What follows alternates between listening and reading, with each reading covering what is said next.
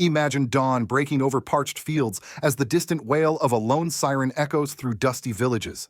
Farmers emerge from mud brick homes, faces etched with hope and uncertainty. In the early days of 2025, far from the marble halls of Washington or the grand boulevards of Paris, something extraordinary happened in the heart of West Africa. A country once defined by centuries of colonial contracts and foreign land grabs decided in a single decisive act to reclaim its destiny. With the stroke of a pen, Captain Ibrahim Traoré signed into law a sweeping reform: no foreigner would ever again own a single inch of Burkinabe soil. Urban plots, sprawling farmlands, ancient forests, each parcel was sealed off from outside purchase and entrusted to the people who have tended it for generations. No more deals in smoke-filled boardrooms, no more profit-hungry investors reshaping landscapes at the expense of local lives. What does it feel like to watch your homeland transform overnight? To see fields you once rented now legally yours, to know your children will inherit more than just memories of toil. This wasn't charity, it was restoration. Collective irrigation networks were launched. Training centers sprouted in forgotten hamlets. Seed banks and farming cooperatives blossomed, giving new life to age-old traditions and arming communities with the tools to thrive. Yet the world beyond Burkina Faso's borders bristled at this bold experiment. Western markets labeled it reckless. Diplomatic cables whispered of sanctions. Think tanks warned of global fallout. And still, Captain Traoré stood firm, calling his policy a return to ancestral sovereignty, a healing of wounds inflicted by centuries of dispossession. So here's the question we all must ask. Is this the dawn of a new Africa, one where land is a right, not a commodity, or the final stand of an old order determined to survive? Will Burkina Faso's gamble inspire a continental shift, or will outside pressure snuff out its spark? If you're ready to witness a story that challenges everything you thought you knew about development, sovereignty, and hope, you're in the right place. Don't just watch, join the conversation. Subscribe now for Africa news that breaks through the headlines and brings you the voices they never wanted you to hear. In the pre-dawn stillness of a dusty provincial courthouse, a single pen scratched across a crisp statute, and with that act, centuries of contested ownership drew to an abrupt close. On January 15, 2025, Captain Ibrahim Traoré strode into the National Assembly in Ouagadougou and signed into law a sweeping decree: private land ownership, urban plots, family farms, ancestral forests was abolished. In its place rose a permanent leasehold system: 18-year renewable leases for subsistence plots, 99-year strategic leases for larger enterprises. No individual, no multinational, and above all, no foreign entity ever again could claim true title to a single square meter of Burkinabe soil. To appreciate the magnitude of this decision, one must first understand the relic he displaced. Under the Expropriation Act of 1975, successive regimes had wielded the pretext of public interest to seize land, often parceling it off in secret auctions to international developers. Vast cotton plantations coexisted alongside parched villages. Mining concessions sprawled beside fields where children once learned to sow millet. That law, born in the aftermath of military rule, had become the legal backbone for deals that funneled wealth outward while leaving local families landless tenants in their own homeland. But when Traoré's pen met paper, the Expropriation Act became a footnote, an artifact of dispossession. Overnight, the registration offices halted all new deeds of sale. Real estate brokers and corporate lawyers found their ledgers emptied. French-speaking expatriates and Gulf investors alike discovered that the provincial map in their boardrooms no longer corresponded to any purchasable asset. Even properties once promised to deep-pocketed suitors in secret memoranda were frozen pending review by newly constituted community land councils. These councils, comprised of village elders, women's cooperative leaders, and youth delegates, were charged with mapping customary claims and adjudicating disputes long festering beneath the surface. In Zignare, a former agri-industrial concession was parceled into 120 equal plots for small-scale farmers.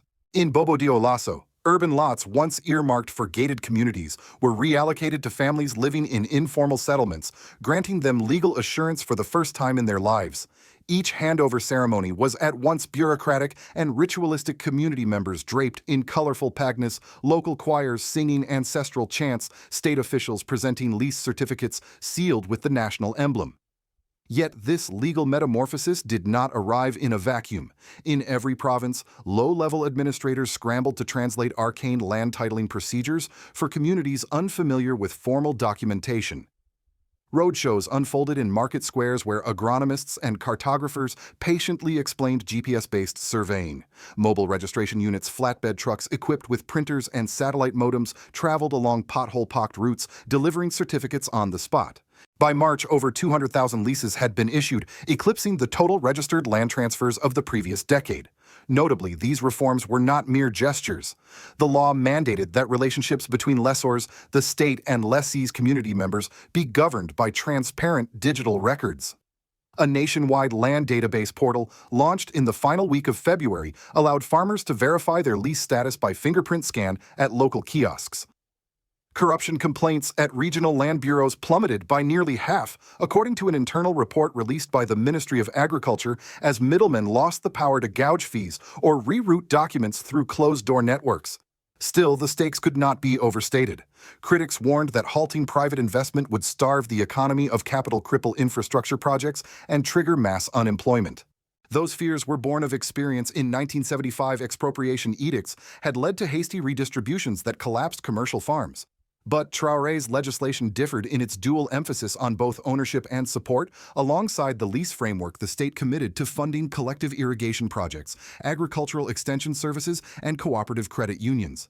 By May, boreholes and solar-powered pumps were under construction in 10 provinces.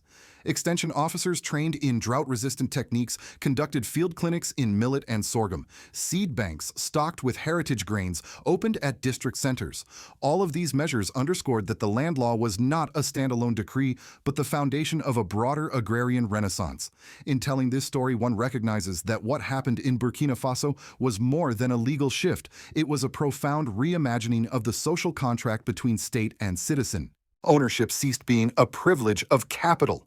It became a right rooted in identity and stewardship.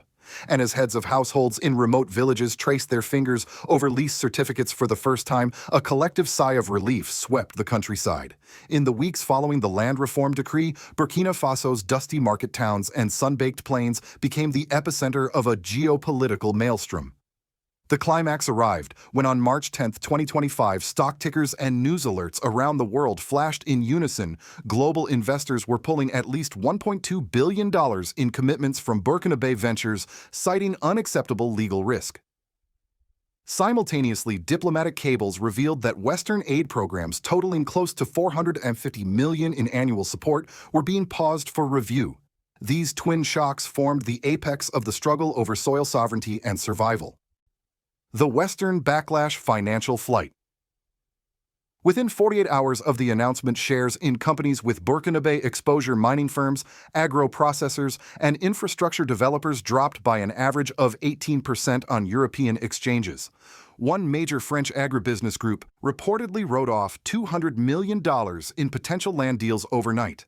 Sanctions talk ambassadors from 3 major donor nations issued a joint statement warning that continued subsidies and preferential trade terms cannot be guaranteed if Burkina Faso's new leasehold-only regime remains in place. Internal briefing notes from a prominent Washington think tank described the policy as hostile and a direct challenge to the rules-based order that underpins international development. Media barrage headlines veered from alarm Burkina Faso's radical land coup to ridicule no land, no country. Op-eds in major outlets invoked colonial anxieties, with some commentators labeling the reform the most reckless expropriation since Mugabe. In London, a Sunday broadsheet ran a splash page titled, "Are We Watching a New Zimbabwe? Domestic Crescendo Elites versus Peasants." Back home, the drama intensified as urban elites, many of whom had held informal titles to swaths of peri-urban real estate, organized mass protests in Ouagadougou and Bobo-Dioulasso. Thousands marched chanting "Our homes, our rights," while security forces cordoned off government buildings. The Minister of Interior deployed 5,000 police officers equipped with water cannons and tear gas despite the absence of any violent outbreak, underscoring the state's resolve to protect the reform. Rural rejoicing. In stark contrast, tens of thousands of smallholders in the Central Plateau region gathered in open fields raising blue and green flags to celebrate their new lease certificates. At one ceremony in Zorgo, 2,400 families received plots that had previously been under secret corporate option agreements. Elders draped in kente cloth danced beneath baobab trees as certificates were handed out, an emotional high point captured on hundreds of smartphone videos shared across social media. The turning point, the $50 million bribe revelation.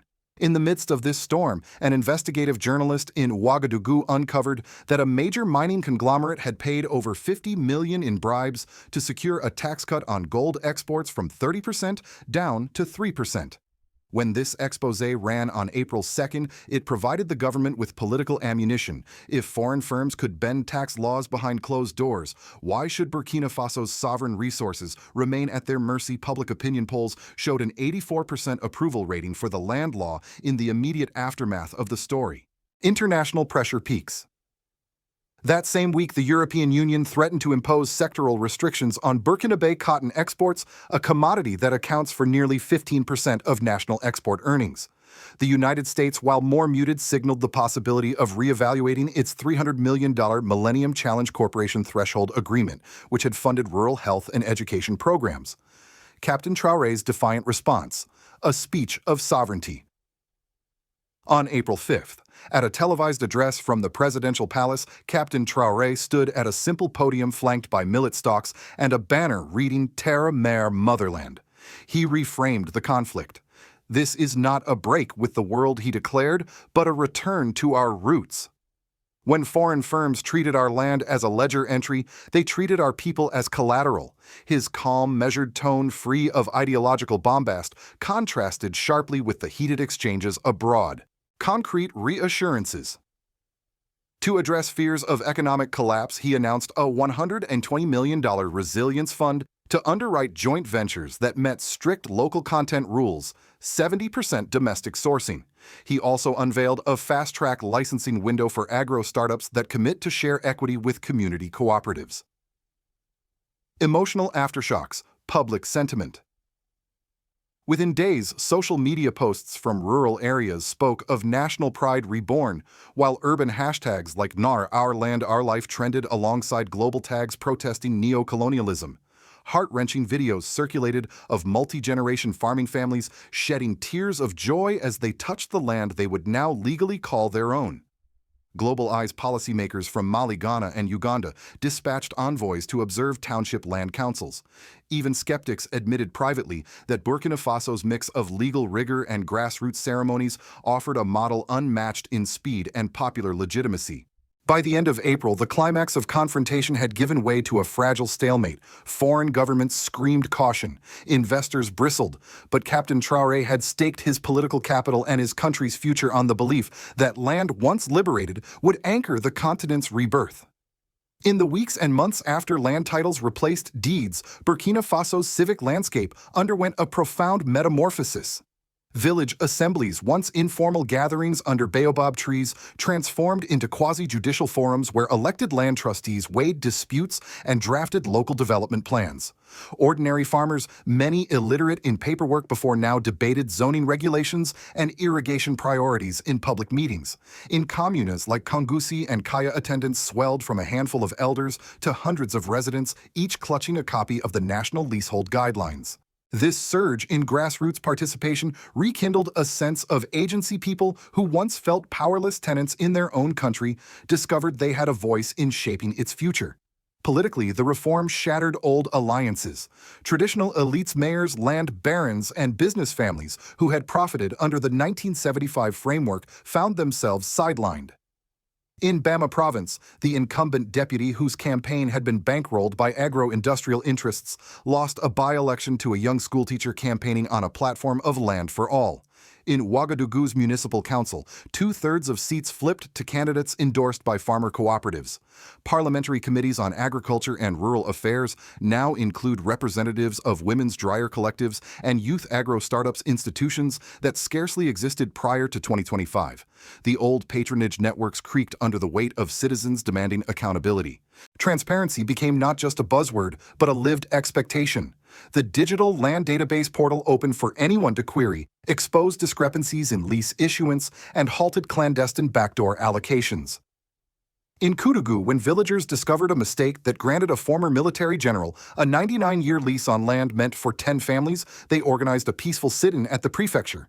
Regional authorities, mindful of the new political currents, corrected the error within 48 hours and publicly apologized. Such swift redress would have been unthinkable under the old regime where corruption ran unchecked and grievances lingered for years. At the community level, social dynamics shifted as well. Women's cooperatives, long relegated to informal roles, gained formal standing when land certificates were issued jointly to female groups.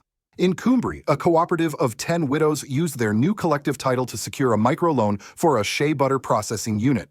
The economic empowerment translated into wider social influence. Cooperative leaders now sit on village development councils, their voices carrying as much weight as those of male elders.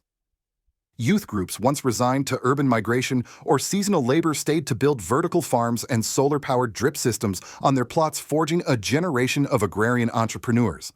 Yet these gains provoked pushback. Disgruntled elites funded opposition rallies in urban centers, decrying the reform as a populist gift that undermines private initiative. In late July, protesters in Bobo Dioulasso briefly blocked the main highway, demanding a return to private sale rights. Security forces operating under new rules that emphasize restraint contained the demonstration without violence. The government responded by convening a land reform review commission composed of civil society actors to address specific grievances, signaling a willingness to refine rather than rescind the law. On the diplomatic front, Burkina Faso's relations with traditional partners cooled. France delayed a scheduled high-level visit, citing ongoing legal uncertainties. The European Union shifted its trade negotiations to conditional status, requiring explicit guarantees on market access. Conversely, Burkina Faso deepened ties with non-Western partners. Turkey and India dispatched agronomy teams to collaborate on irrigation projects, while Brazil's land tenure experts offered to share their experience in smallholder credit systems. This realignment underscored a broader assertion of political autonomy. Burkina Faso would no longer view foreign aid as a one-way street. National identity, long fragmented by ethnic and regional divides, found a unifying symbol in collective land ownership.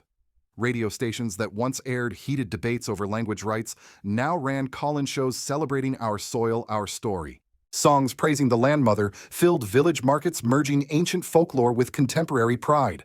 Even in diaspora communities from Paris to Montreal, Burkinabe expatriates organized solidarity rallies, sending remittances earmarked for communal boreholes and community centers back home. Legally, the reform sparked constitutional discussions. A landmark petition filed by the National Youth Front called for enshrining inalienable communal leaseholds into the 1991 Constitution. Legal scholars convened symposiums in Ouagadougou and abroad, debating whether land should be classified as a public good or collective right. These debates, while academic, filtered down to town hall meetings where citizens grappled with the idea that land was not merchandise but shared heritage. Emotionally, the nation oscillated between exhilaration and apprehension. Farmers stroked their lease certificates with tears of joy, while urban professionals worried about property values and housing shortages. Political analysts warned of a civil political reordering whose long-term trajectory remained uncertain. Yet, across Burkina Faso, a consensus seemed to emerge: the risks of inaction, continued dispossession, and social alienation outweighed the dangers of bold reform. In that balancing act, the civil and political fabric of the nation was forever altered. In the glare of global scrutiny, Burkina Faso's land reform has become a focal point for policymakers, commentators, and activists from Washington to Wellington. In the United States, the reaction has been wary but curious. Capitol Hill hearings in April featured sharp questions from bipartisan members of the Senate Foreign Relations Committee. Does this model risk destabilizing emerging markets? Asked one senator, while another countered, could it not instead serve as a blueprint for inclusive growth? Think tanks, such as the Brookings Institution and the Heritage Foundation, published dueling papers, one warning of capital flight, the other celebrating the law's potential to reverse entrenched inequality. Across the Atlantic, Europe's mixed signals illustrate the tension between principle and profit. France's Agence Française de Développement postponed a major infrastructure loan, citing legal uncertainty. Yet German development agencies quietly dispatched experts to study Burkina Faso's community land councils. In London, the Center for Global Development convened a roundtable on land rights in the 21st century, featuring Burkina Faso's own agronomy minister alongside representatives from Nigeria and Colombia, each eager to compare notes. Meanwhile, multilateral organizations tread lightly. The World Bank signaled that future lending would hinge on robust governance metrics, while the United Nations Food and Agriculture Organization praised the emphasis on smallholder empowerment. Even the International Monetary Fund, averse to political risk, acknowledged in a May report that land tenure security is a key driver of rural investment and could help stabilize fragile states. Outside the West, new alliances are forming. China's Agricultural Cooperation Mission offered technical support for rice paddies in the south, seeing parallels with its own rural land consolidation programs. The African Development Bank increased discretionary grants to Burkina Faso's irrigation projects, framing them as continent-wide public goods. And in South America, Brazil's rural credit experts began virtual training sessions for Burkinabe officials, sharing lessons from the Amazon's extractive reserve system. For ordinary Americans and global citizens alike, this convergence of perspectives raises important questions. Is Burkina Faso's bold gamble a risk too great or a risk worth taking? Can a policy born in Ouagadougou resonate in rural America or the rice terraces of Southeast Asia? As Western capitals hedge their bets and emerging powers step in, the world is watching to see if this experiment will ignite a new era of equitable development or if outside pressures will force a retreat. The soil beneath our feet is more than dirt. It is memory, identity, and hope for tomorrow. Burkina Faso's bold experiment reminds us that true sovereignty begins at home, in the hands of those who till the land, raise families, and plant dreams amid uncertainty. Yet, as foreign capitals bristle and pundits cry alarm, we must ask, do we retreat to the safety of old paradigms, or do we dare to embrace a future where land is not currency, but commonwealth? Imagine a world where smallholder farmers across continents hold legal claim to the fields they inherit, where women's cooperatives shape local markets, where youth see agriculture not as backbreaking labor, but as an engine of innovation. Picture villages lit by solar pumps, schools funded by cooperative proceeds, and regional stability born from equitable opportunity. This is the promise seeded in Burkina Faso's revolution, a warning and an invitation: ignore it at your peril, or cultivate it as the blueprint for shared prosperity. But make no mistake, this path is strewn with challenges. Diplomatic reprisals may intensify. Investment may ebb before it flows. Voices of doubt will question whether a land without sale can endure in a globalized economy. Yet every great leap has faced its naysayers. If we allow fear of change to anchor us in past injustices, we betray both our ancestors and the generations to come. So here's where you come in. Do you believe that President Ibrahim Traoré's land reforms mark the dawn of a truly independent Africa? Can lessons from Burkina Faso reshape debates on land justice in your own community? Will you stand with the farmers who insist that soil is a right, not a commodity? Please share this story if it moved you. Subscribe if you believe that Africa news must go beyond the headlines, and join the conversation in the comments below. Tell us what land means where you live, and whether you think the world will follow Burkina Faso's lead or resist at every turn. Your voice matters in this moment of reckoning. Ibrahim Traoré, Burkina Faso Africa News.